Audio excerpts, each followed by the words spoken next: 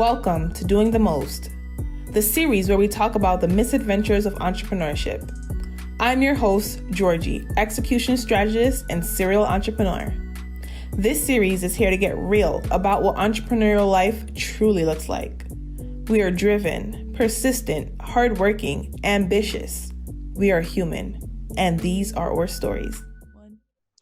Welcome back to Doing the Most, the misadventures of entrepreneurship. I'm your host, Georgie, and today we have Miha, who will be telling us all about failing and getting freedom through failure.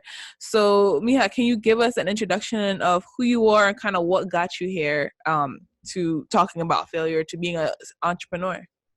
Yeah, sure. Hi, Georgie. It's a pleasure to be your guest. And I'll give you the quick, short version, and then feel free to dive in whatever you want. So I've been an entrepreneur since I was 18. I dropped out of high school and started my journey.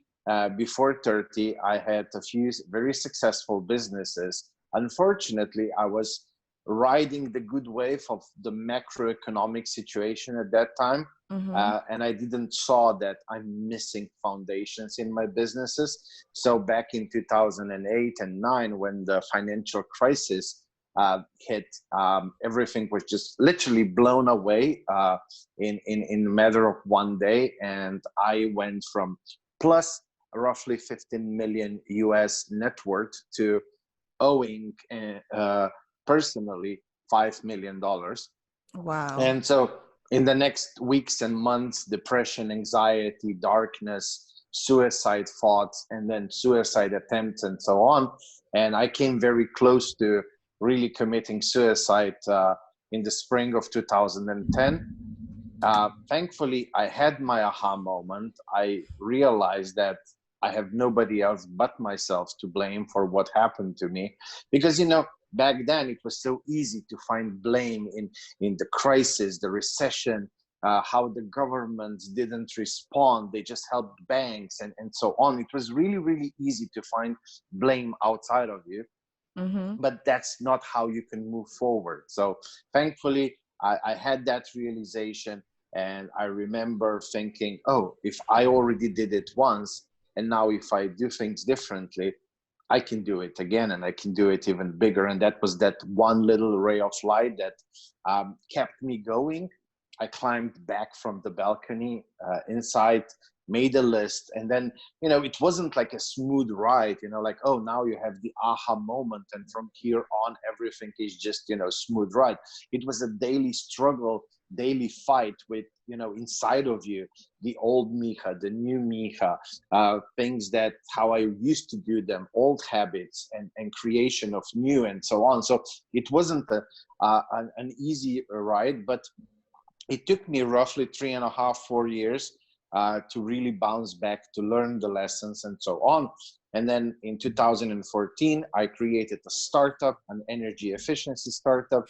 And with all those lessons, I was able to scale it to multiple 8 figures in the first year, to multiple 9 next year. And then I had a Fortune 100 company, did a technology takeover. So I'm not allowed to talk too much about that due to NDAs, but I had my successful exit. I was able to repay by that time almost 7 million of past debts because, interest and lawsuits and so on.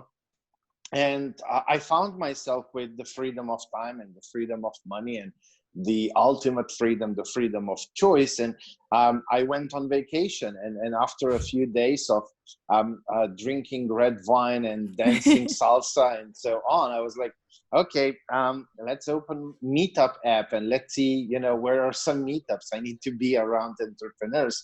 And then, you go to meetups, of course, people are asking you, who are you?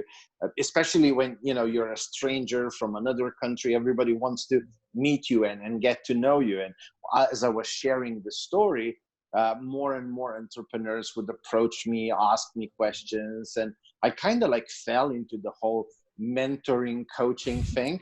And the thing was that it felt so good. It felt really, I felt like a billionaire on the inside, being able to, help others and make their lives better and help them achieve freedom as well.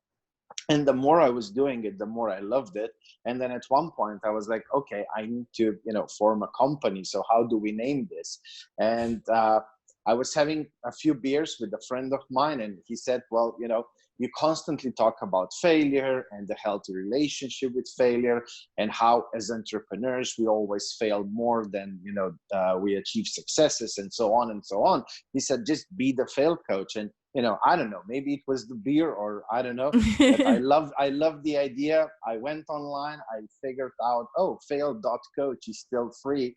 And I just registered it, and I never looked back. So, and the more I do this podcast, the more I help people, the more I do the work I do, the more connected I am with the whole story of, like, why fail coach.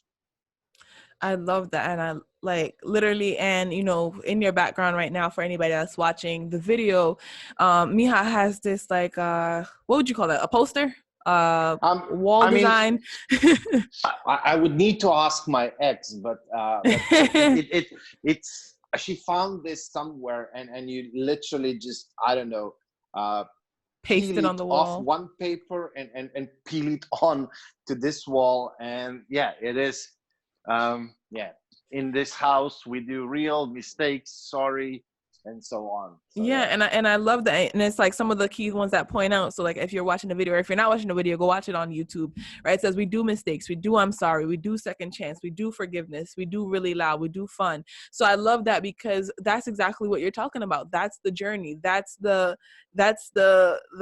misadventure and the adventure within itself. And honestly, from the outside, a lot of individuals might think, oh, this entrepreneur, this business owner is having so much success. And in reality, it's like, it's always like a up and a down and up and a down. And when you finally hear the story of how much up and downs it was, that early or that new stage entrepreneur will realize, wow, like it's going to be a roller coaster, but it's supposed to be that. And I think the misconception a lot of people have is that it's supposed to be like a smooth ride. Like, you're going down the highway to one destination, and that's just not it. So it's like, if you go into it with the expectation of a roller coaster, then you'll have fun, versus like feeling like it's supposed to be, a smooth ride. And then when you get on the roller coaster, like, what is happening here? And you were going to say something to that? No, I mean, there's just so many of this gurus trying to sell you on a blueprint that works every single time, where if you have zero knowledge, zero experience, you can become a gazillionaire in 42 days. And for them everything was just success. And now they're showing up in your newsfeed with their Lambos and Ferraris and Porsches and private planes. But I mean, there's a lot of dishonesty out there. I mean, of course, talking about failures is not sexy.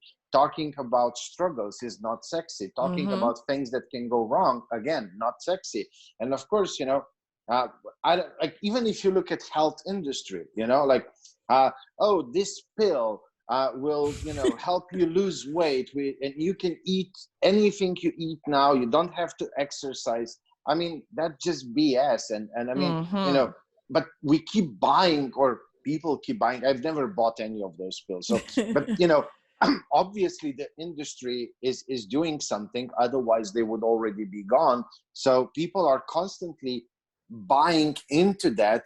Well, what if this person maybe cracked the code, and I better try it, because otherwise it's hard work, and nobody wants to do. I mean, everybody could be an entrepreneur, but not everybody is willing to do the hard work. And it's not. I mean, doing it in the right way is simple, but it's still hard. It's not easy. So there are basic rules, frameworks, how you go through the business development. You start with the product market fit. Once you have that, you create your unique value proposition. Then you start creating an ecosystem where you nurture the know, the like, the trust, and then the content creation and so on. It's really like a step-by-step thing. But even though, you can put all that in a 1 hour video and really, I mean, literally, you can walk somebody from clueless to making 7 figures in a 1 or 2 hour video with all just the steps.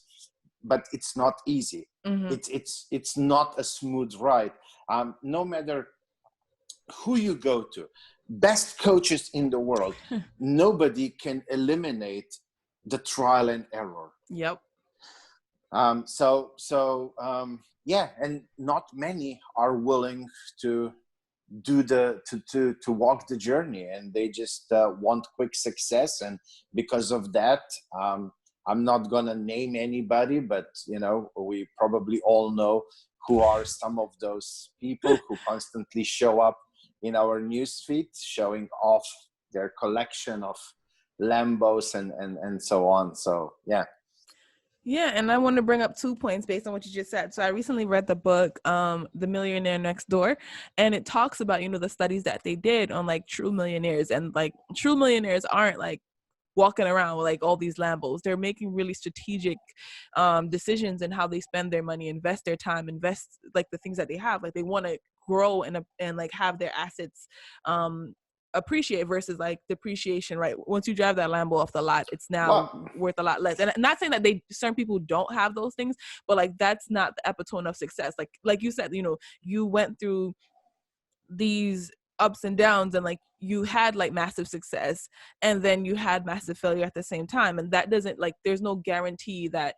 And is like what I'm trying to get at is like the dream that they're selling, they forget to mention that you have to work towards that dream. You have to, it's like going to school to be a doctor, right? So it's just the same thing as being an entrepreneur. You could get the blueprint, you could intake it in, a workbook and a 2-hour workshop, right? But then it's like you have to do your residency, and inside of your residency, you're learning, you're shadowing, you're failing, you're doing well, it's ups and downs until you've then mastered your craft, and that doesn't come instantly. Some people master it a little bit faster than others. Some people just get lucky, right? Based on the market and the things that happen outside. Some people just naturally get lucky. Other people, it's not 10, it's 20 years before they receive their so-called overnight success. And yeah, go ahead. Yeah, I mean, and the thing is, there is no universal definition of freedom. We have to understand that. I mean, if you go and ask any entrepreneur out there, what do you want? They will probably 9 out of 10, if not 10 out of 10, will say, I want freedom. Now, the definition, that varies. For somebody, it might be material stuff, cars and private jets and so on. And for some, it might be impacting and I don't know, work with children, animals. For some, it might be traveling, spending more time with the family. Like we each have our own individual definition of what freedom means to us. I mean, I know a lot of 8, 9, 10 figure entrepreneurs. I mean, I've been there in the multiple 9 figures. So, when you're there, you meet a lot of like-minded people or people in the same area. And you couldn't really say, oh, they all do this or they all do that. It's very individual how they use the wealth that they accumulated. And some spend it on material stuff. Some enjoy the ego boosting while, they go in this fancy restaurants and drive around but, I say, as long as you are doing things that are aligned with who you are, I mean, who am I to judge, if you have Lambos or if you just give all your money to charity, or like we all have the privilege to decide for ourselves what our definition of freedom is. I guess maybe because I tried the Dan Blazerian lifestyle before my failures, or the Kim Kardashian lifestyle, because at that time I was 20 something, cars, partying, this, that.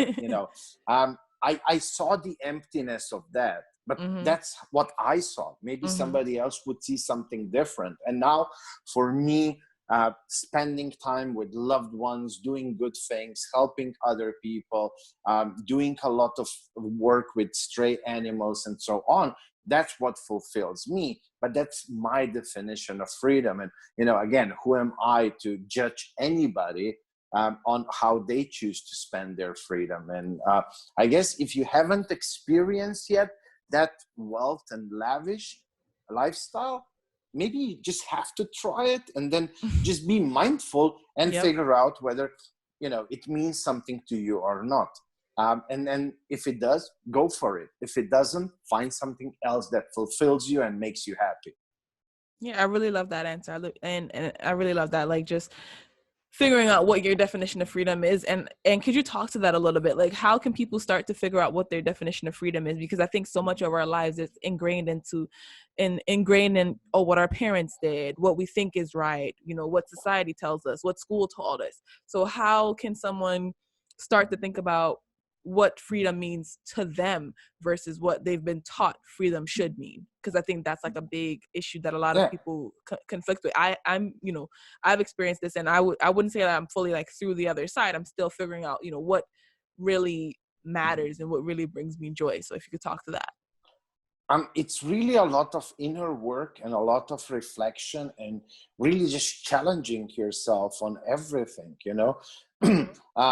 Basically, the way I started it was I found this Buddha technique, something circle of life thingy. I don't know exactly how it's called, but it's kind of like a circle, and then it's 8 slices, like in a pizza pie, and then each slice has its own meaning, and kind of like all of them together, they kind of create like that wholesome life, healthy life balance. And it's like my business, relationship, spirituality, and a few other things. And basically what I did was I opened a Word document for each of those pizza slices, and I just started writing, how I want my life to be in that specific area and so on. And then I would just go back to that document and challenge everything. Just ask myself a lot of good questions.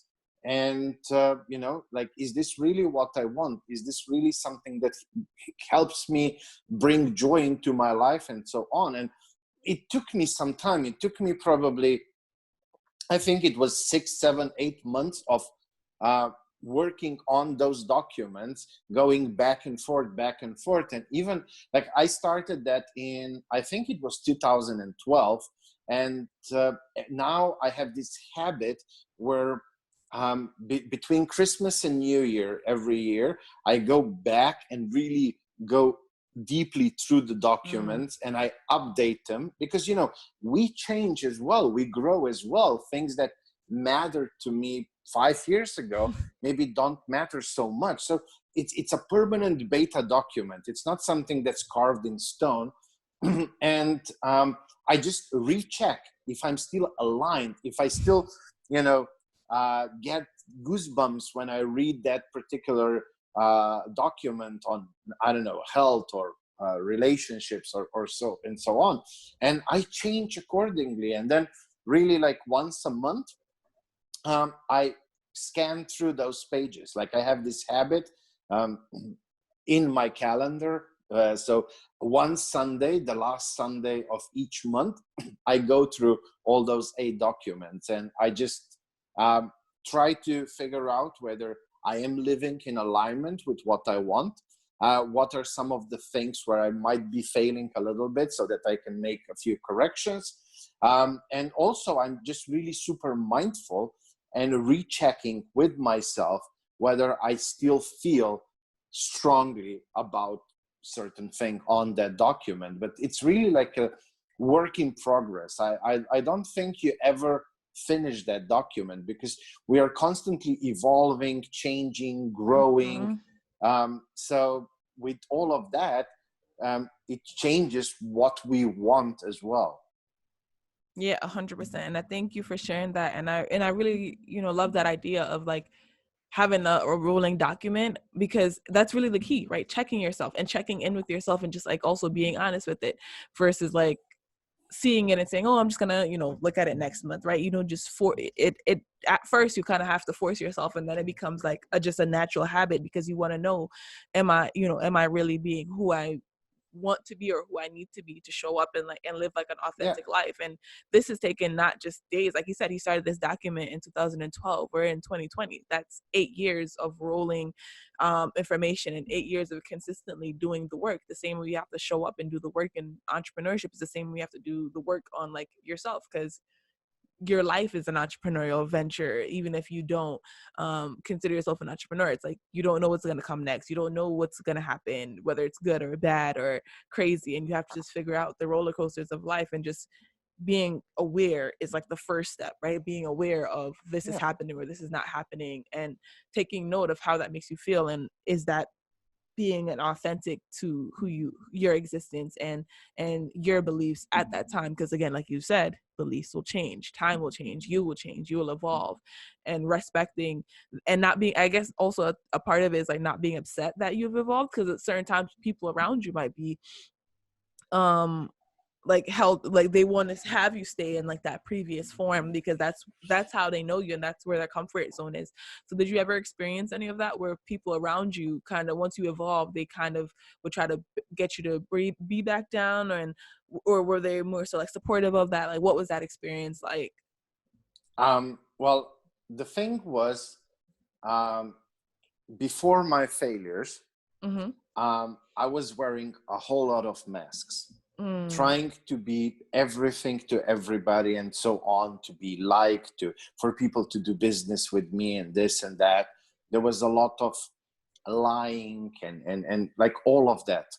And then after I started bouncing back, when I, not immediately, but when I already recovered a little bit, I remember it was in November 2013, and it was because of a recent relationship breakup, where I still wore quite a lot of masks and all of that. And it was, really looking into myself and being super mindful and checking how I felt. I figured that with all of me doing all of that, yes, people might like me, but I'm emptying myself. And at the end, I'm the one suffering the most from that. And I made a commitment to just stop giving any F's to, whatever anybody, like I remember saying to myself, you know what? There's almost 8 billion people out there. I'm sure I can find a few who will appreciate me and like me just for who I am. But even if that doesn't happen, F it. I have my dogs, and I'll just be the crazy dog guy, not the cat lady, but the dog man, and I'm okay with that. And it was really accepting that, like that it's harder to not live in alignment with who I am than to pretend and wear masks and this and that, just, I don't know, to fit in. And I just stopped giving any F's to anything. And it was a conscious commitment. And I started living every single day with it. And, there's even a book, what's the name of what's the title? It's Fuck It. Yes, no, really. I've seen that one. It's like the guy's hand. Yeah, amazing book. And it's like this Zen Buddhism translated for us Westerners. How just, to let go of expectations, to let go of this, of that, and you really just say, fuck it. And, the more you say it, the more you start enjoying and being who you are and living in alignment with yourself. And then the magic happens. Your energy changes, who you are changes, and you start actually attracting in your life people who you love spending time with you, who you love them for who they are, they love you for who you are, and it's magical. And honestly, how many people do you need in your life? You have to find that handful of people and you will be blessed. And so just, do you, and just stop, giving any F's to everything else. I mean, I know it's easier said than done, but I guess I just exhausted so much energy. I felt so empty at that point. I kind of reached emotional low. And, pain has always been the biggest motivation or motivator for change and so on. And I really reached that low point where I said, enough is enough. Like living like this doesn't make any sense. I guess, we all have different levels of how much pain we can go through before, something snaps in our head. But, if you are capable of saying fuck it before you reach that low, that's amazing. I wasn't, so I had to first really go deep down before I was able to, rebuild myself and just say, like, to hell with it. I am who I am. And if you don't like it, well, you know what? There's the door. And, the sooner we figure out we don't like each other, the better. We are not wasting each other's time. It's a good thing. I love that. The sooner we figure out we don't like each other. And, you dropped a lot of like key information just now, in the fact that it's a constant work. It's a constant effort. And society has come to a place where, a big chunk of people, and we see this in marketing, like you said, from the pill that's going to make you lose weight and to these like gurus that are saying you're going to be successful overnight. We've come into a place where it's like, if it doesn't happen within the next 24 hours, that means it's not possible. I give up. I've failed at it. Then we take those as failures, but it's like, no, this is 10, 12, 30-year progress that needs to happen. And it's like, you don't, like you said, like, the lucky ones are who realize it before you kind of hit that like emotional rock bottom. But for everyone else, it's like you have to hit that place. And it sucks that we have to hit that place, because the pain does, mobilize and have you move a lot faster. But it also leaves like a scar. That's the best way I can say it. It leaves a scar, because it's like you'll always have that like little piece that's like, why does this thing hurt? Like, oh, okay, that's why. And then you could like move on from it, but you'll always have that scar that kind of like says, you got here and you don't want to come back here, but in order to not come back here, you have to keep doing the daily work, the monthly work, weekly, hourly work, to make sure that you do what you need to do for yourself, so that you don't feel that way again. Yeah. Like you said, just F it. Yeah, go ahead. Just one other thing, like a lot of people struggle with procrastination,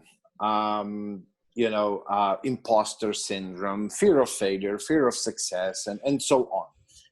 I call all of those things our inner demons. We all have them. Mm-hmm. Some people have more of them, some have fewer of them, but we all have them.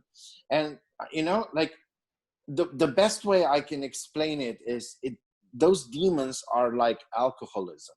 You fight them, and you become stronger, and the demons become weaker, but they never go away. You know how for alcoholics, they even years after they stop drinking any alcohol, there's this rule that, you can't even try a sip, because there's a very high chance of you relapsing back. So, with all those inner demons, I think people think that you can just get rid of them. You can, take them away. You fight them for a week or a month and they will be gone.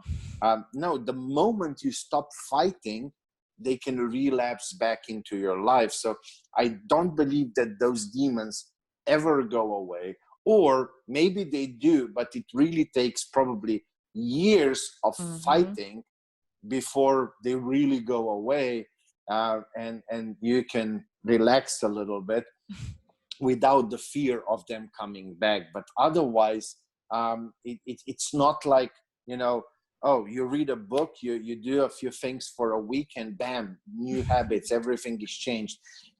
I don't think it works that way. Maybe it does for some people. My personal experience and the experience, now I've worked with over 3,500 people in the past few years already. And I don't see it in that way, that you can just, get rid of it. It takes constant, continuous fight. Yes, you become stronger. Yes, demons become weaker, but you must not stop fighting too soon, because very quickly you can go into relapse. Yeah, thank you so much for that. And so now I want you to, you shared a few misadventures, but is there any specific misadventure that has happened on the journey for this new company, you know, being the fail coach, has anything like really unexpected happened? Oh, plenty of things. So Share one with me. being a fail coach doesn't mean that you stop failing. It's just your attitude towards failure changes a lot. And so I'm failing even more. Like almost every day we fail at something. I remember, because most of my work prior to creating the company and going online was in the Eastern Europe. And, you know, when I went online, I said, you know, I speak fairly good English, so why wouldn't I, you know, start selling things in the US and Canada and Australia and so on.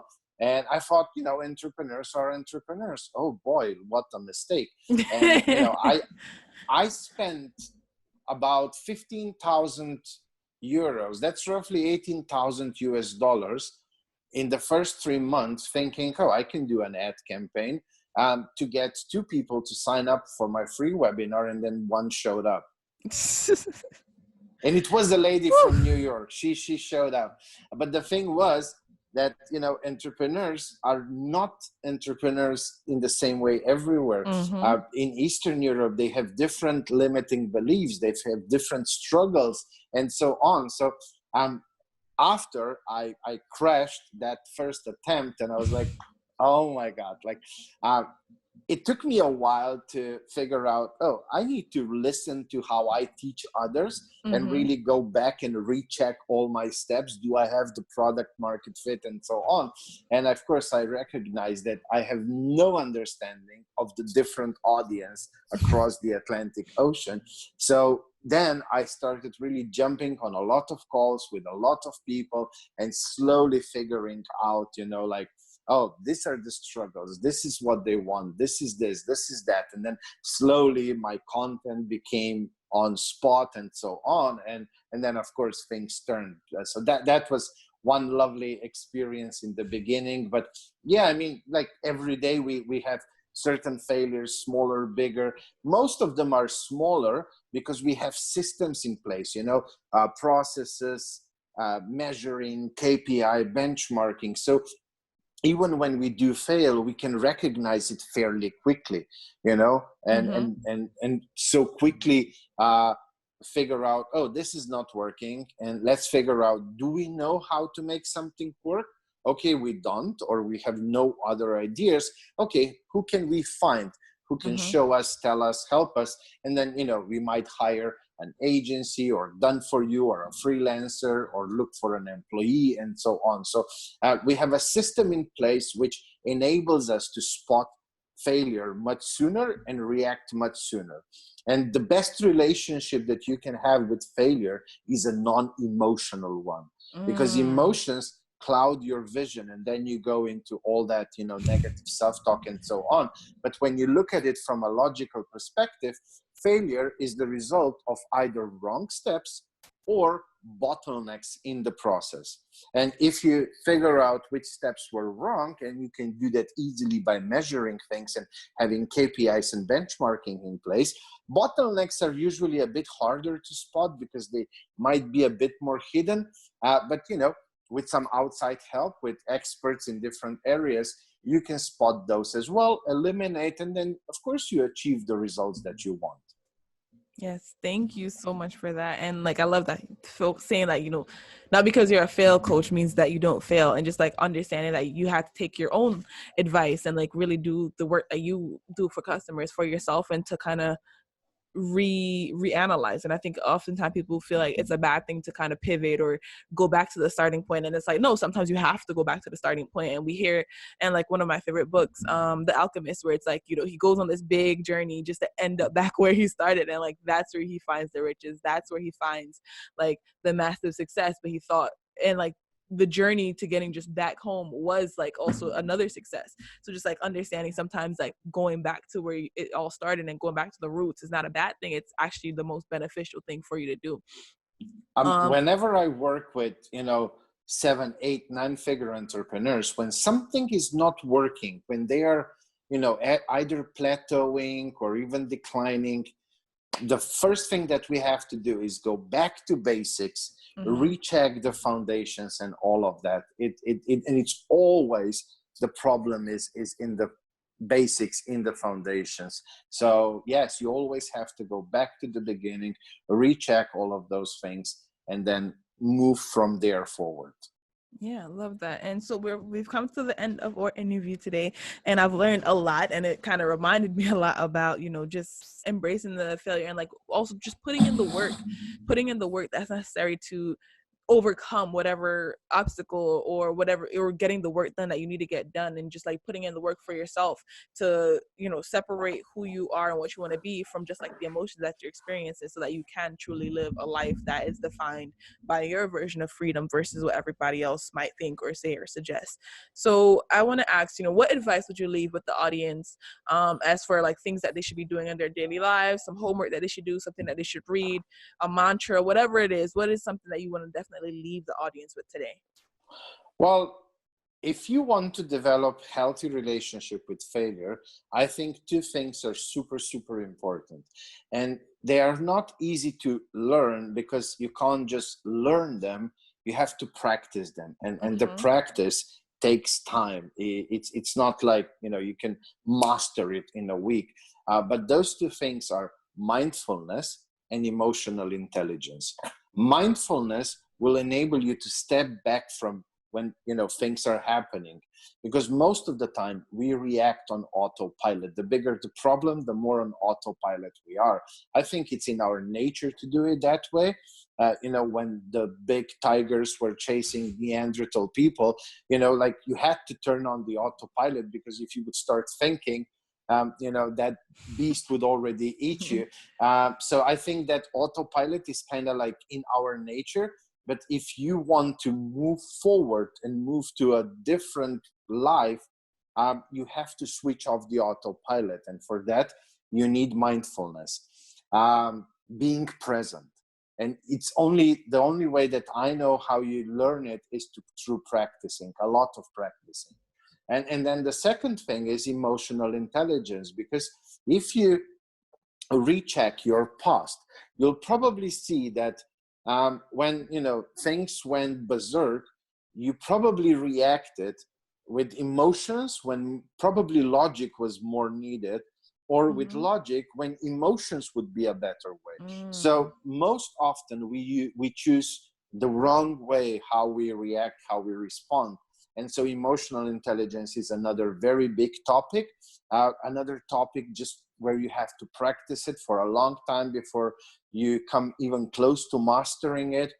But those are two things that will greatly, greatly help you, because when things happen, especially suddenly, to keep yourself calm, to be in that place of mindfulness, and to use emotional intelligence and say, oh, maybe I need to just logically see what was my process and what might be wrong there, instead of going, oh shit, what's happening? Oh, my life is trembling. Oh, why God, why don't you want me to be successful?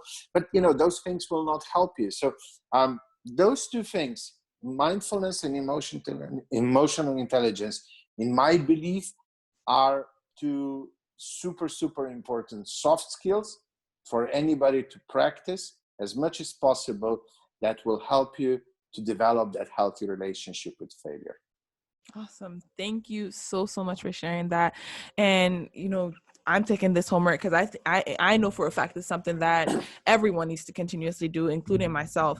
And, you're continuously doing this work. So thank you so much for being here with us today, Miha. And guys, if you want to check out more information about Miha and the Fail Coach and the things that he does, you could check the show notes in the comment section for ways to contact Miha and find him online. But guys, we'll see you for another episode next week of Doing the Most, the Misadventures of Entrepreneurship. Thank you so much. Bye.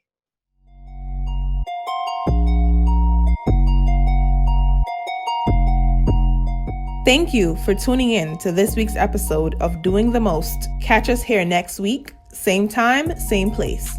If you can't wait, head on over to doingthemost.xyz to stay connected.